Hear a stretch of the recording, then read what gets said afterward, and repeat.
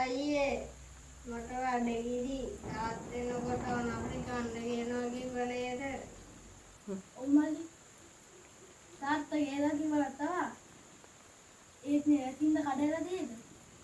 පොඩ්ඩක් රස්ස පාන හම්බන්න. රස්ස නිසා තමයි මට සෙල්ලම් කරන්න නැත්තේ. මෙතකොට රස්ස අඩු වෙයිද දන්නේ නැහැ. එන්නම රස්ස නාදී. ඒ සතුටුලා හරි. එන් මගේ අඳුන් ගම් අතවට ගහන් ගියානේ. අම්මා හිටියනම් මොකක් හරි කරයි. මල්ලි අපි දැන් අම්මගෙන් කතා නොකරමු. අම්මා දැන් අපි ළඟ නැහැනේ. අයියා අයිය අඩන්නේ. මං ඔයාට මොනවත් කිව්වේ නෑනේ. නෑ මල්ලි. ජනේලේ ගිරිව දකින්න. බයයි අයියේ. අම්මා නැති නිසා දන්නේ තාත්තට හැමතිස්සම කේන්ති යන්නේ.